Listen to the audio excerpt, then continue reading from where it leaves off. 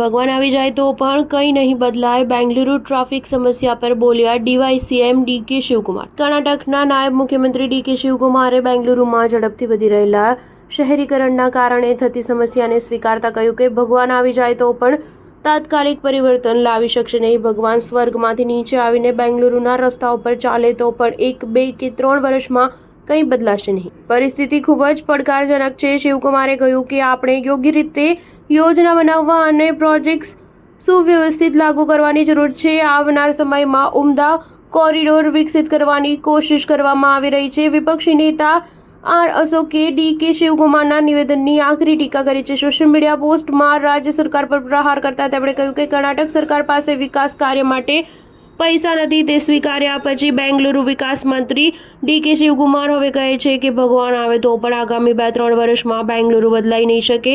છેલ્લા 2 દાયકામાં શહેરના પરિવર્તન પર પ્રતિબિંબ પાડતા ડીકે શિવકુમારે જણાવ્યું કે બેંગલુરુની વસ્તી 70 લાખથી બમણી થઈને 14 મિલિયન થઈ ગઈ છે, જેના કારણે માળખાગત સુવિધાઓ પર ભારે દબાણ આવ્યું છે। એક મુખ્ય આઈટી અને તાલીમ કેન્દ્ર તરીકે આ શહેર વૈશ્વિક ધ્યાન આકર્ષિત કરવાનું ચાલુ રાખે છે, પરંતુ તેના વિસ્તરણને કારણે ટ્રાફિક, ભીડ, પાણીની અછત અને કચરા વ્યવસ્થાપન જેવા સતત મુદ્દાઓ ઊભા થાય છે। બેંગલુરુની ટ્રાફિક સમસ્યાની રાષ્ટ્રીય રાજધાની સાથે સરખામણી કરતાં તેમણે કહ્યું હતું કે હું તાજેતરમાં દિલ્હીમાં હતો ત્યારે મેં જોયું હતું કે ત્યાં ટ્રાફિકની સ્થિતિ બેંગલુરુ કરતાં વધુ સારી ન હતી। શિવકુમાર અગાઉ કર્ણાટકના શહેરી વિકાસ મંત્રી તરીકે સેવા આપી ચૂક્યા છે। તેમણે બેંગલુરુના વધતા પડકારોનો સામનો કરવા માટે વ્યૂહાત્મક આયોજન અને અસરકારક અમલીકરણના મહત્વ પર ભાર મૂક્યો। સ્ટાર ન્યૂઝ 7 હંમેશા સચ્ચાઈની સાથે।